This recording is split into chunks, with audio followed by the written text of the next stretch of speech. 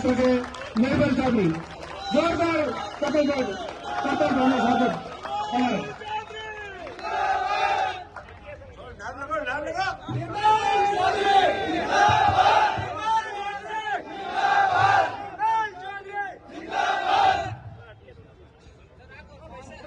श्री वीर तेजा छात्रावास परिवार में मंच पर आसीन वार्डन श्री अशोक कुमार चौधरी जी,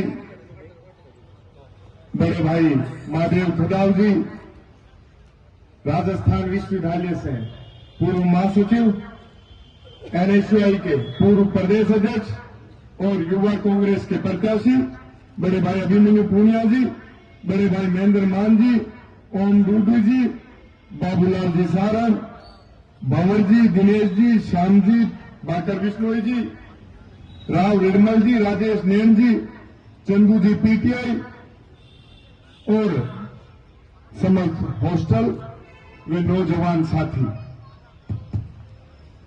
साथियों, ये वीर तेजा छात्रावास एक मां का रूप है जो सैकड़ों और हजारों छात्रों को गोद लेते हैं और इन हॉस्टल से अपना उज्जवल भविष्य बना के देश और प्रदेश की एवं बड़े ओहदों पे जाते हैं।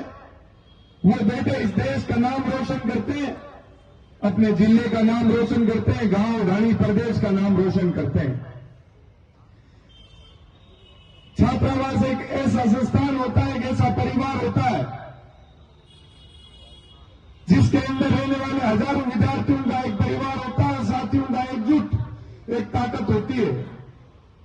जहां भी जाओगे, जिस भी जगह जाओगे, सोचो कई सालों का ये परिवार बसा रहा है, कई सालों का जो एक मजबूत ताकत के रूप में उभर के एक आशीर्वाद के रूप में मिलता है। मैं चुनाव लड़ने से 5-6 महीने पहले कार्यक्रम में गया था, तो आदरणीय आपके वार्डन साहब, इस हॉस्टल के संरक्षक आदरणीय अशोक चौधरी जी का मुझे आशीर्वाद मिला था। इन्होंने कहा, बेटा मेरा तेरे ऊपर पूरा आशीर्वाद है, मेरे साथ साथ पूरे वीर तेजा छात्रावास पूरे परिवार का तेरे ऊपर आशीर्वाद रहेगा। तू अध्यक्ष बन के लौटना वापस आशीर्वाद लेने के लिए। जब मेरा चुनाव का समय था, संघर्षशील समय था, कठिन समय था, उस समय आपके हॉस्टल के कई बड़े भाइयों ने मुझे आके आशीर्वाद दिया। उस संघर्ष के समय में मजबूती थी। बड़े भाई महादेव जी खदाव, महेंद्र जी मान, जब ये लोग आए मेरे बुरे समय में मेरे साथ खड़े रहे, मैंने उस दिन ठान लिया था कि आपके इस तेजा छात्रावास परिवार का मैं जीवन पर्यंत ऋणी रहूंगा। जहां भी मुझे मौका मिलेगा मैं आप लोगों के अधिकारों की, हकों की लड़ाई मजबूती से लड़ने का प्रयास करूंगा।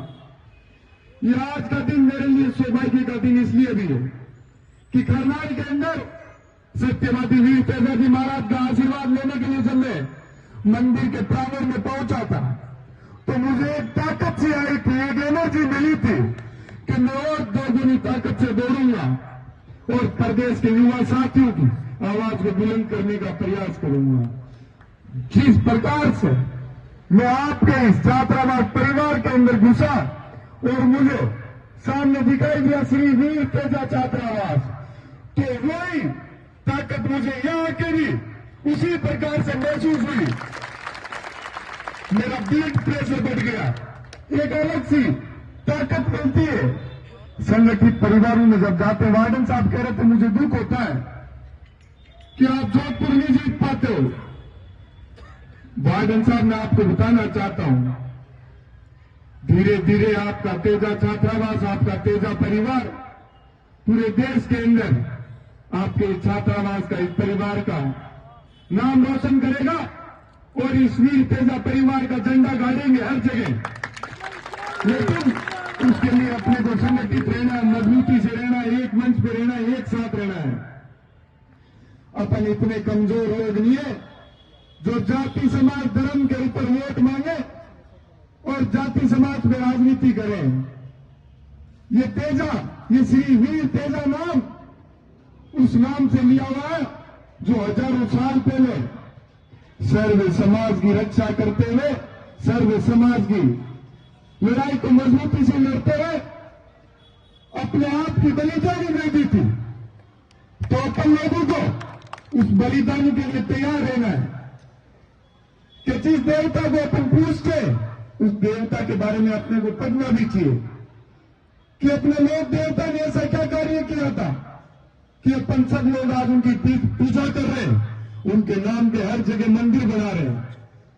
तो अपने अंदर ताकत होनी चाहिए सर्व समाज के हितों की और उनके हकों की लड़ाई लड़ने की, उनकी रक्षा करने की।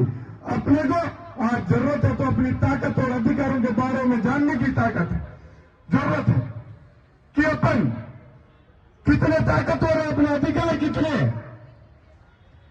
अपने को गांव ढांगू से, कमजोर वर्ग से जो लोग आते हैं उनको एक ऐसा मंच देना है कि वो अपने माता पिता के सपने पूरे कर पाए, समाज की उस उम्मीद पे खरे उतर पाए। क्योंकि पीड़ित और शोषित वर्ग के लोगों को अपन आगे बढ़ाएंगे तो सोचिए उनकी कितनी पीढ़ियां अपन लोगों को आशीर्वाद देगी, दुआएं देगी। लेकिन उसके लिए अपने को याद रखना है, तो एक बात याद रखनी है कि जिस प्रकार से अपनी शुरुआत होती है और अपन जीरो से शुरू करते हैं और 100 के आंकड़े पे जाके हीरो बनते हैं, तो अपने को अपने जीवन का एक एक पल याद रहना चाहिए कि मैं संघर्ष करके किस रूप में इस पद पे पहुंचा हूं। तो मेरे हजारों भाई बहनों को मेरे को मजबूती देनी है और उनके बारे में ध्यान रखना है और उनको हमेशा वो जिस भी मंच पे आना चाहे उनको मजबूती से ऊपर खींचना, उनकी ताकत बननी है, ना कि अपन उनको डिस्टर्ब करें। अपन ये सोचेंगे कल कोई अपने बराबर आएगा तो अपनी वैल्यू कम हो जाएगी। अरे सोचिए इस और देश के, इस देश और प्रदेश का विश्व अटल पर कितना बड़ा नाम होगा। तो ये सोचने की जरूरत है। जो आज मजदूर और किसान वर्ग की बात करते उन लोगों की कोई सुनता नहीं। जब अपन लोग कोई पद पे नहीं होते तो क्या करते हैं, किसान गरीब मजदूर की बात करते हैं। जब बड़े ओहदे और बड़े पदों पे चले जाते हैं तो उद्योगपतियों की गुलामी का झंडा उठा लेते हैं। मैंने अध्यक्ष बनते सर्वप्रथम मेरी जीत को किसानों के नाम दर्ज कराया था। क्यों कराया कि शुरुआत की है मैंने, जिस प्रकार से मैंने शुरुआत की थी इन किसान परिवार के लोगों ने, युवाओं ने मुझे आशीर्वाद दिया।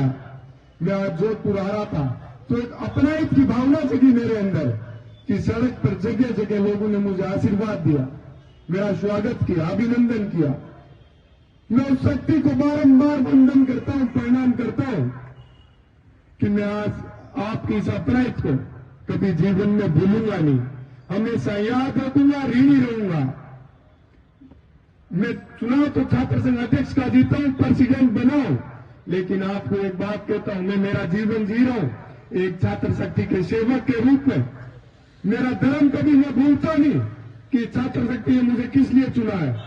मैं जो भी गांव ढाणी गरीब परिवार का, जो गली मोहल्ले का स्टूडेंट उस प्रदेश की बड़ी राजधानी में आता है, वहां उसकी कोई आवाज सुनने वाला नहीं मिलता है। वहां मैं उसको बड़ा मंच देता हूं, उसकी आवाज बुलंद करने का कार्य करता हूं कि मेरे से कोई भी, मेरी टीम से मेरे से कोई समस्या लेके कोई स्टूडेंट आया हो और वो यदि असंतुष्ट होकर चला गया तो मैं कई का अध्यक्ष, मुझे अध्यक्ष रहने का मेरा धर्म ही नहीं है। मुझे छात्र शक्ति ने चुना किस लिए? उनके अधिकारों की और उनके हकों की रक्षा करने के लिए चुना है कि हमारी आवाज को जहां भी कोई दबाएगा, कुचलने का प्रयास करेगा, वहां उनके साथ मैं जाके मजबूती से खड़ा रहूं, उनके संघर्ष में कंधे से कंधा मिला के उनके साथ खड़ा रहूं। और मैं रहता हूं, मुझे बड़ा गर्व फील होता है कि मैं एक छोटे से गांव से आके प्रदेश के सबसे बड़े विश्वविद्यालय को जीता। कैसे जीता? आप सब लोगों ने आशीर्वाद रखा, संपूर्ण किसान कौम ने मेरे को जहां भी मैं कमजोर पड़ता हूं तो आप लोग आके मेरे को मेरे हौसलों को मजबूती देने का प्रयास करते हो, तो मैं हमेशा जीवन में आपको कभी कमजोर नहीं पड़ने दूंगा, आपकी कभी आवाज को कमजोर नहीं पड़ने दूंगा। साथियों, मैंने इतनी बड़ी जीत दर्ज की बिना किसी संगठन के, बिना किसी बड़ी पावर के। वो किस आधार पर? आप सब लोगों की दुआओं और आशीर्वाद से। तो उसको मैं कभी भूल नहीं सकता कि आज मुझे बड़ा आप लोगों ने नाम दे दिया। वो नाम मैं हमेशा याद रखता हूं कि आप लोगों का दिया हुआ आशीर्वाद है। यदि मैं न्याय के रास्ते को छोड़ दूंगा, इंसानियत का धर्म भूल जाऊंगा, तो जिस प्रकार से आप लोगों ने आशीर्वाद दिया, आप लोग आशीर्वाद छीन भी लोगे। क्योंकि आपने देखा होगा कई लोग एमएलए बनते हैं, दोबारा एमपी एमएलए नहीं बन पाते हैं, क्योंकि ये जनता उनको अपना सेवक का रूप देके चुनती है और वो राजा बन जाते हैं। वो भूल जाते हैं कि हम लोग इस जनता के सेवक हैं।